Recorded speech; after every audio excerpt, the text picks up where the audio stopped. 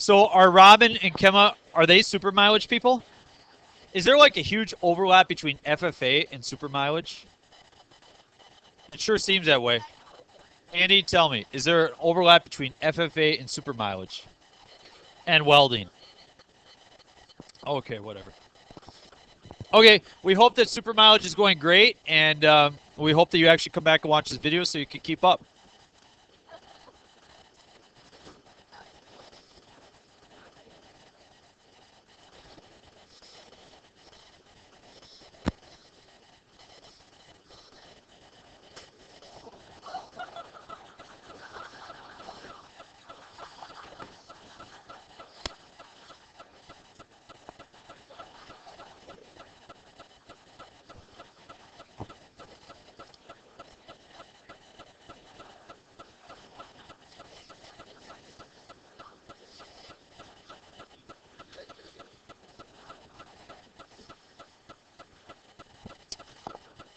All right, so Kemma and Robin, Kelly brought birthday treats. You missed out. And then Lucas went to get water, and he took the water bottle and chucked it right at Dylan's face. And it hit him in the head. And it broke it open, and now he's drinking the water bottle upside down. So he's not upside down. The water bottle's up. Well, you think whatever you want. Okay. So a man pushes a lawnmower. Okay, that's my picture. If you think you could draw it better, good for you. This class does not grade upon artistic abilities. It grades based upon mathematic abilities. Yeah. So if he's pushing with a force of 24 pounds, that's going to be represented in this vector right here, okay? 24.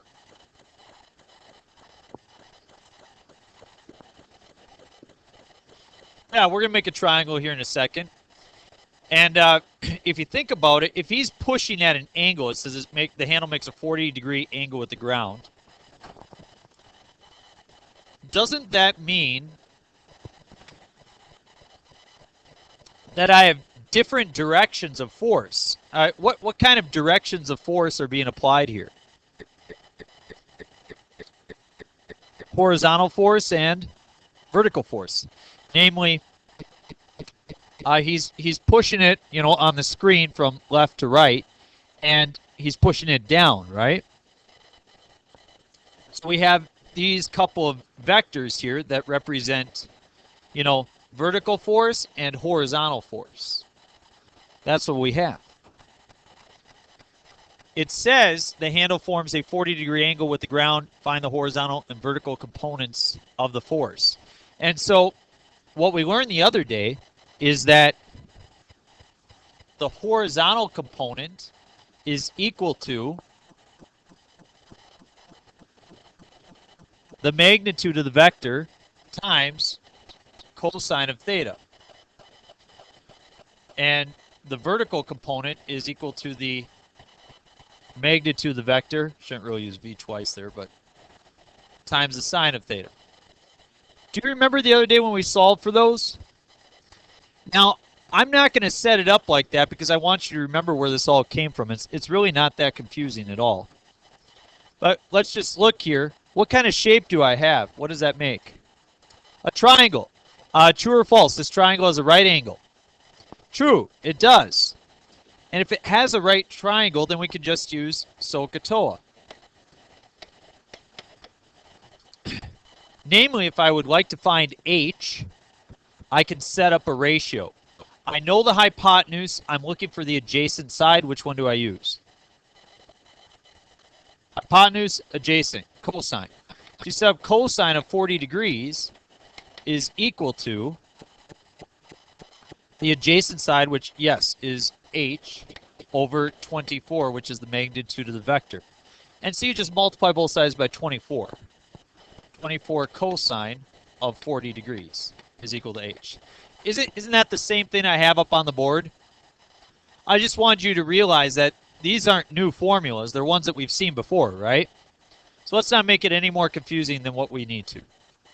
So somebody, can you work in degrees on your calculator and type in 24 times the cosine of 40? Hannah DeVries.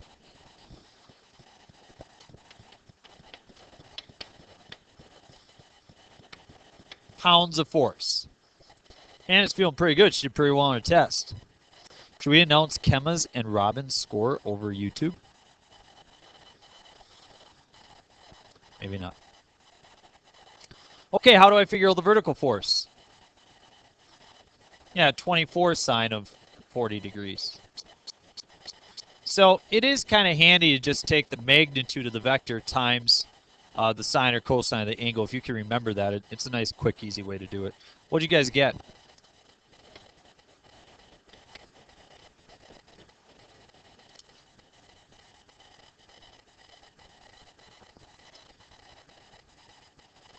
Yeah, I mean, if you think about it, let's say that this lawnmower didn't have any wheels. It wasn't going to move anywhere. You had a scale right there, and the lawnmower weighed, let's say, 20 pounds. Well, if he's pushing vertically 15.43 pounds, then the scale would actually weigh, 25 or 35.43 pounds. So there's vertical force and there's horizontal force, and that's what's asking for: horizontal and vertical components of the force. Any questions? Piece of cake? Upside down. Very good. Okay. Okay, let's do number 9, a pilot. This is a great problem. This is the number 1 problem that people got incorrect on the test. You will have a problem like this on the test. You will have one on the study guide. You will have problems like this in the homework. You have to figure this out. If you don't figure this out, the test will not go well for you. Okay? You'll leave a bunch of stuff blank. Can't do that. A pilot is headed due, we're going to change from west to east. And the wind is blowing 20 degrees north, 20 degrees east at a speed of 60. Yeah, we'll talk about that bearings piece in a second. But my first question is this, okay? You guys ever gone to the airport and you need to get from one terminal to another, and so you step on those escalators? They're horizontal ones. They move like, 10 miles an hour. So if you stand on those escalators and somebody is off to the side standing there, you're moving at 10 miles an hour right past them, right? But what if you are walking at 5 miles an hour on the escalator? Then how fast are you moving? You're actually moving 15. You're moving 5 miles an hour relative to the escalator, but you're moving 15 miles an hour in terms of true speed. Do you see the difference? It's the same thing that happens here. Look, a pilot's headed east. The plane has a speed of 450. The wind is blowing north 20 degrees east. So if the wind is blowing in the northeasterly direction and the plane's flying east, is its true speed going to be greater than or less than 450? Yeah, exactly. And so that's what we need to figure out here, is kind of the true speed of the jet. So here's what we do. We draw a picture. Because in math, you want to set everything up. It's very helpful if you can set it up kind of on the coordinate axis here. So I'm going to draw this. So the blue will represent my plane. I've got a blue vector, represents my plane. Put it right there, 450 miles per hour. Everybody okay with that vector? Now I'm going to do a green vector, and that's going to represent the wind. How do I draw it north 20 degrees east? How do I do that? Yep. And we said that that vector has a magnitude of 60 miles per hour.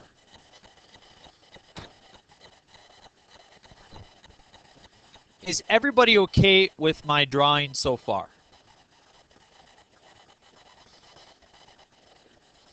Thank you. What?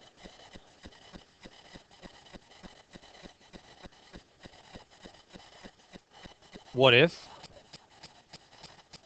That's what I do need. I do need that.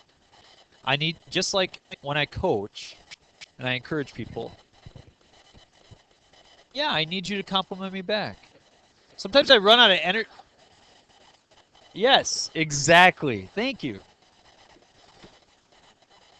Tara, you know, you should just quit all plans for future and just become a comedian. Because you are hilarious. All right.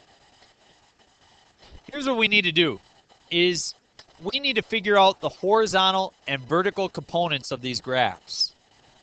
As you can see, the question says express the velocity of the wind as a vector in component form and express the velocity of the jet relative to the air as a vector in component form.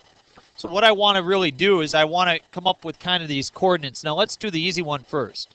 If this was kind of like the XY axis, so to speak, what coordinate would this 450 put me at? Yep, so you could just write this 450, comma, 0. We are 450 east, and we're 0 north. Any questions how I got that? No, it's not that simple for this part, is it? No, but I've got to come up with a component form for this vector right here. How would we do that? If this angle is 20, what's this angle right here? 70. So I need to figure out a horizontal and vertical component in order to put that vector in component form. How do we figure out the horizontal component? We just did it in the last problem. Right, the magnitude of the vector, which is 60, times the cosine of 70 degrees. Now, Tara said, so Katoa, yes, that's what we just did. We just made it simpler by taking the magnitude of the vector times cosine. Remember, cosine is horizontal. All right, what's 60 times cosine of 70? So I have 20.52. So that is the horizontal component. Now we do the vertical component. Vertical component would be 60 times the sine of 70, which is 56.38. Are there any questions how I figured out these pieces so far? All right, then we go up and answer the question. It says express the velocity of the wind as a vector in component form. It would be 20.52 and 56.38. Now it says express the velocity of the jet. Well, we already did that. That was 450, 0. And now what we need to do is figure out the true velocity. Thank you, Coach. You're great. I love you. Thank you.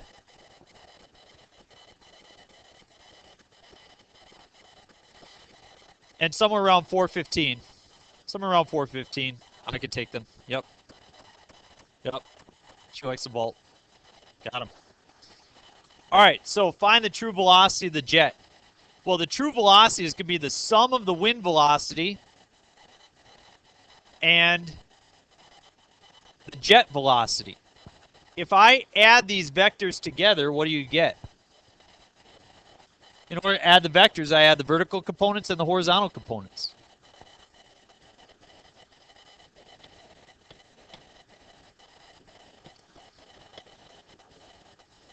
Nope.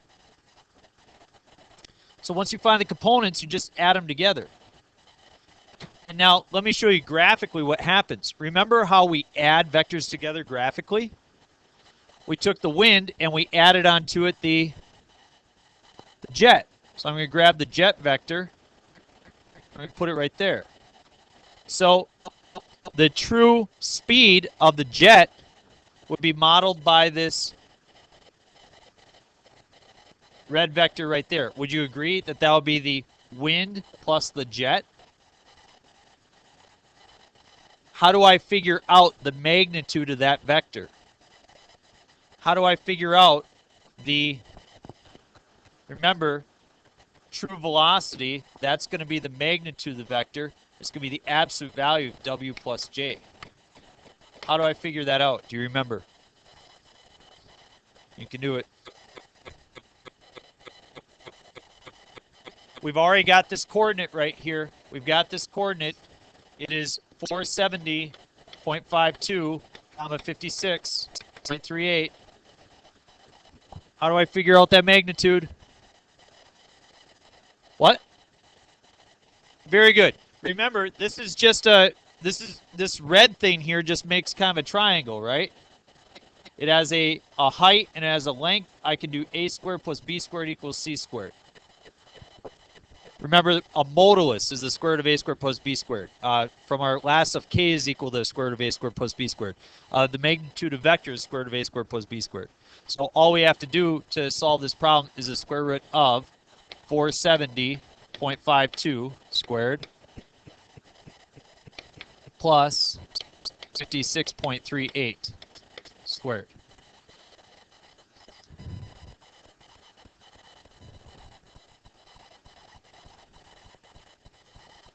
What do you got?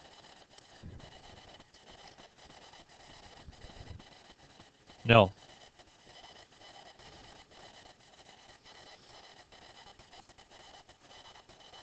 Nope.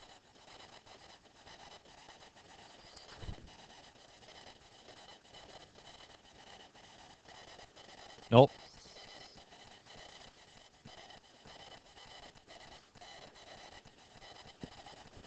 Good. So this plane is not traveling at 450 degree or 450 miles an hour. Because it's got some help from the wind, it's traveling at 473.89. That's how you would figure that out. So if it's taken into account how long it's going to take to get from point A to point B, it shouldn't use 450. It should use 473. And that will give a more accurate estimation. Furthermore, is it traveling straight east? No, it's not. The wind is blowing it off course. And so we need to take that into consideration as well. It says find the true speed and the direction. Well, the speed is the absolute value of the velocity, which is in this case 473.89 miles per hour. And then we need to figure out the direction. Well, what are we going to do about that?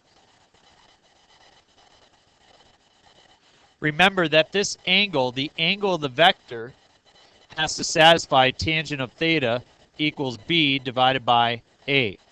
So in our problem, we have tangent of theta is equal to 56.38 divided by 470.52. So we have to inverse tangent that.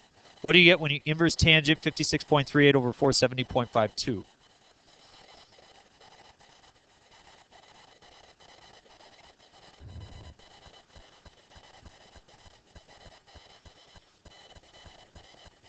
So theta is 6.83.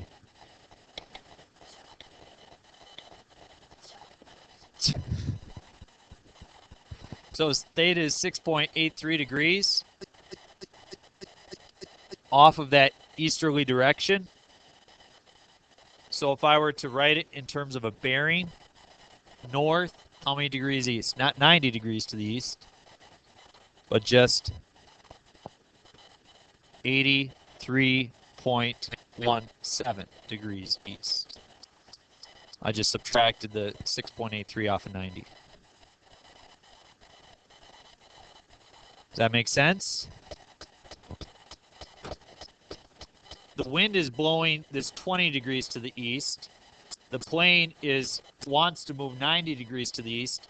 The end result is 87.17 degrees to the east. We figured that out by doing tangent theta equals b over a. That's it. What do you think? You got it? There you go. Just 4 problems.